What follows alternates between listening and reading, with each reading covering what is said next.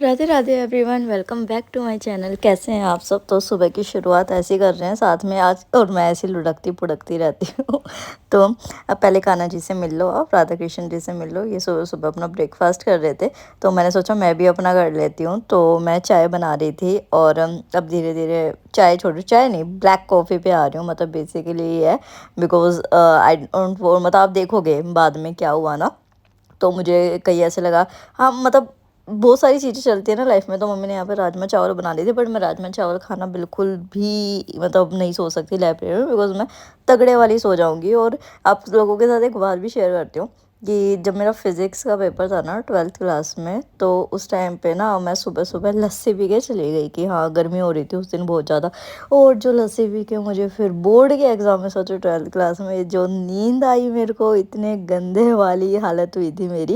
मतलब मेरे को ये हो गया था मुश्किल कि मैं शायद पास भी नहीं होंगी फिज़िक्स में। मैं इतना डर रही थी जब मेरा रिज़ल्ट आया था, बट मैं हो गई थी। हाँ नंबर ज़्यादा नहीं आए थे, सिर्फ 65 मार्क्स आए थे, बट स्टिल पास हो गई थी, ऐसा वाला चीज़ था। तो इस वजह से मैंने अपनी दाल रोटी ले जाना प्रेफर किया। तो इस तरीके से, हाँ जो मैं बात बता रही थी अभी आप देखेंगे वीडियो के एंड में कि मैं लाइब्रेरी में बैठ के पढ़ रही थी और एकदम से मुझे कुछ हुआ। और जब मैंने घर आके उसको सर्च किया चीज़ों को, तो तब मुझे पता चला कि वो मेरे को हार्मोनल डिस्टर्बेंस की वजह से हो रहा है, ड्यू टू स्ट्रेस और मेंस्ट्रुअल इशू, कुछ भी हो सकता है। अच्छा हाँ, एक चीज़ और मुझे बतानी थी। ये ना एक टीचर थे मेरे दूसरे एग्ज़ाम्स के लिए, उन्होंने ये बुक सजेस्ट की थी। ये ना किरण पब्लिकेशन की कोई वन लाइनर बुक आती है। जब मेरे को लगा ये शायद ल्यूसेंट वगैरह जैसी सी होगी, बट वैसी नहीं थी।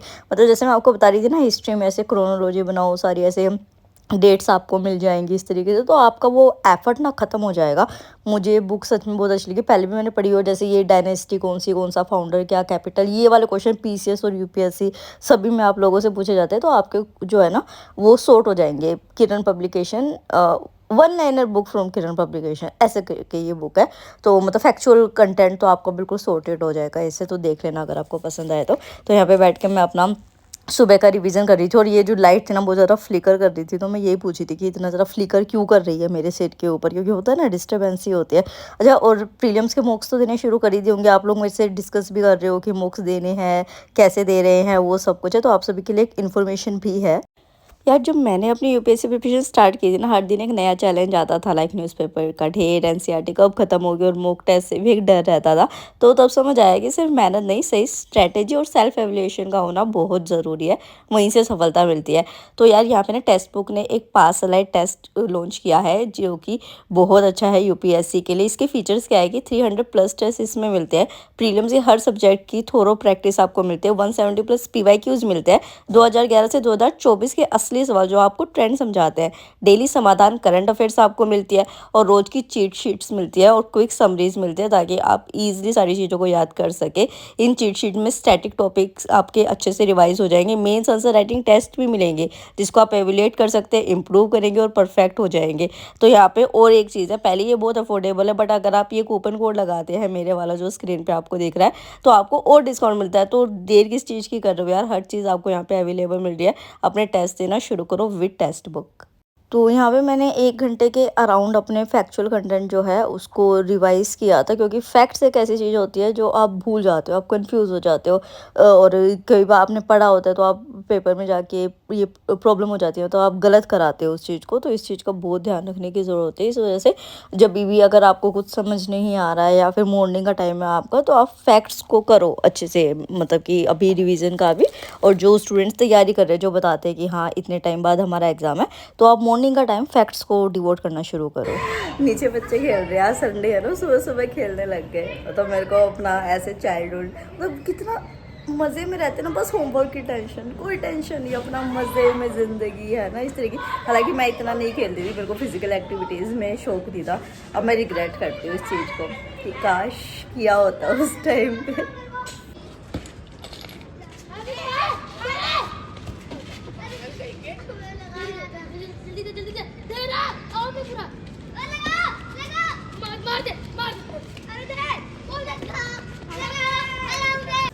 यार बच्चे बेचारे मजे से खेल रहे थे, उनको रोक दिया कि यहाँ क्यों खेल रहे हो, बाहर पार्क में जाके खेलो। मतलब इंजॉय करते रहना चाहिए ना, बचपन दोबारा नहीं आएगा। कुछ साल बाद ये लोग भी हमारी तरह स्ट्रेस, एंग्जाइटी, ये सब। तो बड़ों को ना ये बात समझनी चाहिए कि बच्चे अभी इंजॉय कर रहे हैं ना, तो उनको उनका संडे इंजॉय करने दो। हमारे जैसा हैक्टिक मत बनाओ, अपने जैसे कलेश मत लाओ बच्चों की ज़िंदगी में, उनको जीने दो बस कि हाँ तुम खेलो। तो यहाँ पर अपनी रोटी बनाने के लिए लाइब्रेरी जाने के लिए, और देखो एक सब्सक्राइबर थे, उन्होंने कहा था परांठे मत खाओ रोटी खाओ। जी आपका हुक्म सर आपको, बट जो आपको जैसे कहो। तो मैं यहाँ पे वही कर रही हूँ। और क्योंकि मेरे को मतलब ऐसे अपनी बॉडी को थोड़ा ठंडा रखने के लिए मैं गोंद कटीरा भी लेके आई हुई थी बहुत दिन से, मतलब कि अब मैं वो भी कंज्यूम करना शुरू करूँगी, क्योंकि I don't want any health issue किसी भी टाइप का उस तरीके से। तो मैं अपना ध्यान बहुत रख रही हूँ, थोड़ा फैट लॉस का भी। हालांकि मुझे अभी इतना फैट नहीं है, बट स्टिल अपनी बॉडी में फ़ैट बढ़ने नहीं देना चाहिए। क्योंकि अगर आपको ऐसा लगता है थोड़ा सा भी कि हाँ अब फैट बढ़ने लग गया, तो आपको उसी टाइम पे इस चीज़ को रोक देना चाहिए। क्योंकि उसके बाद देखो, it's not like body shaming, body positivity अलग होती है, और किसी हेल्थ की वजह से, मतलब कि आपका वेट बहुत ज़्यादा बढ़ रहा है, फैट बहुत बढ़ रहा है, उसकी वजह से आपको हेल्थ कॉन्सिक्वेंसेज हो रही है, वो बहुत डिफरेंट चीज़ है। तो दोनों को मिक्स करने की जरूरत नहीं, ये बॉडी शेमिंग नहीं होती, या फिर जो है बॉडी पॉजिटिविटी या सेल्फ लव नहीं होता है। अगर आप इस वजह से, फैट की वजह से आपको जो है वो हेल्थ कॉन्सिक्वेंसेज हो रहे हैं, तो आप समझ रहे हो इस तरीके से। तो मैंने अपना छाछ बना लिया था। हाँ अब मुझे मतलब कि आप कहोगे कि अभी भी तो लाइब्रेरी जाके सोए होगे, नहीं ऐसा नहीं हुआ था।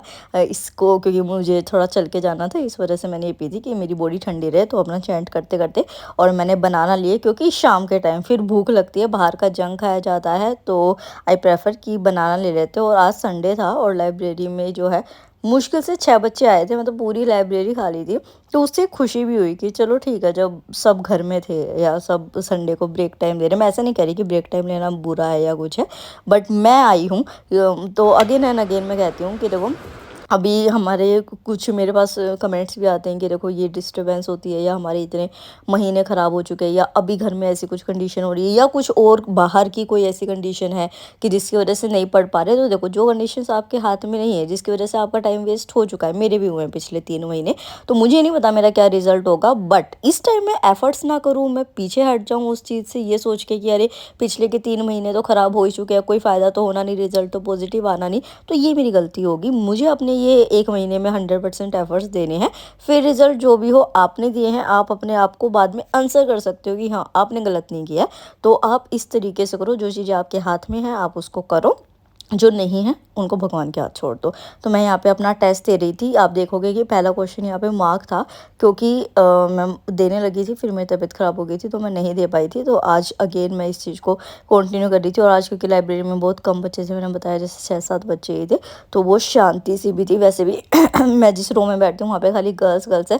हालांकि मेरे साइड वाली जो लड़की है वो आती है, वो बेचारी चुपचाप बैठ जाती है, वो पूरे टाइम चैट करके अपना चली जाती है, तो वैसा कोई डिस्टर्ब वगैरह भी नहीं करती है, तो अपना ठीक रहता है।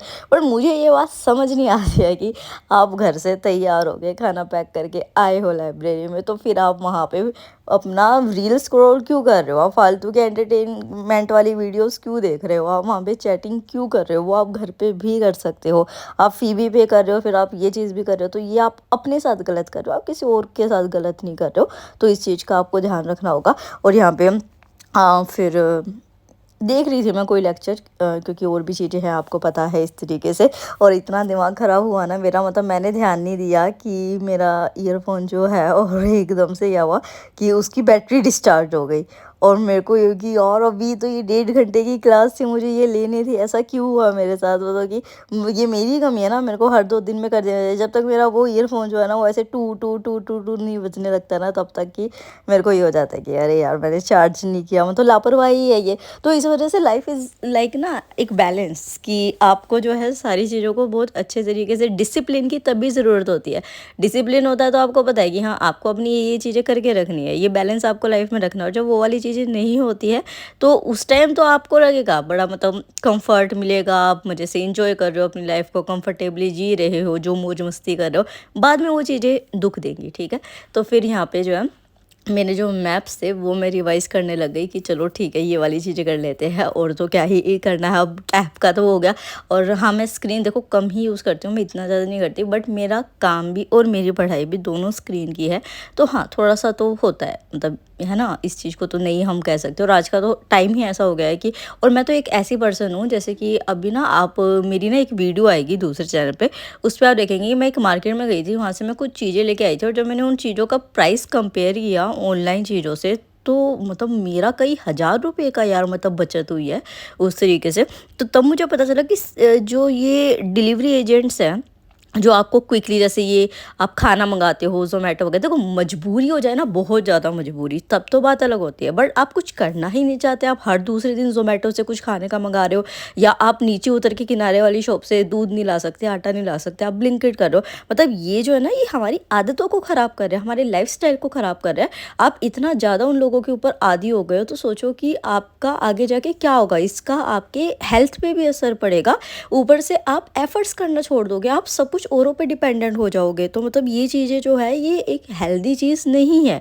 तो देखो, वो तो ऐप्स वाले, उनका तो फ़ायदा हो रहा है, इकोनॉमी को भी चलो फ़ायदा हो रहा होगा इस चीज़ से, बट आप एक इंडिविजुअल उस पे सोचो। मतलब जब ज़रूरी हो ना, तभी वो चीज़ें करनी चाहिए, टोटली उसके ऊपर डिपेंडेंट नहीं हो जाना चाहिए। ये मैं आप लोगों को बात कहना चाहती हूँ, ठीक है? समझ रहे हो आप इस बात को? तो यहाँ पे फिर मैं अपना एंड जो क्या नाम है, ये मेरी ज्योग्राफी जो है उसको रिवाइज़ कर रही थी, बिकॉज़ ज्योग्राफी वाला मंथ भी चल रहा था। और जैसे कई लोग मुझसे पूछते हैं कि मतलब क्या करना है, कि अच्छा, मैंने ना इंस्टा भी चलाना शुरू कर दिया है अब, तो आप वो भी वहाँ पे जाके मेरे को देख सकते हैं। मतलब मैं तो वहाँ पे 10 मिनट के लिए आती हूँ, मेरी जो कंपनी है वो उसको मैनेज करती है, बट 10 मिनट भी मैं आती हूँ तो आप लोगों को रिप्लाई कर देती हूँ, और जो काम का रिप्लाई होता है वो फालतू बातें करने के लिए बिल्कुल भी नहीं। तो यहाँ पे आप देखो कि मेरे को एकदम से, मैं बैठ के पढ़ रही थी, सडनली मेरे को इतना तेज़ दर्द हुआ, यहाँ पे मैंने टच करके देखा, तो ये इतनी ज़्यादा स्वेलिंग आ रखी थी, और अभी ये स्वेलिंग यहाँ शुरू हुई थी, ये मेरे को नेक तक आ गई थी, और मुझे समझ ही नहीं आ रहा था कि ये हुआ क्या है एकदम से। तो इस वजह से मुझे घर पे आना पड़ा, क्योंकि ये पेन बहुत ज़्यादा हो रहा था, और ये किसी हार्मोनल डिस्टर्बेंस से था। और घर पे आके तो ये पेन इतना ज़्यादा बढ़ चुका था कि फिर मुझे मेडिसिन्स लेनी पड़ी, और अब ये एक एक्ने में कन्वर्ट हो चुका है अभी जब मैं ये वॉइस ओवर कर रही हूँ, और मुझे समझ ही नहीं आ रहा है, but still it is painful. तो यही ब्लॉग था। जय हिंद।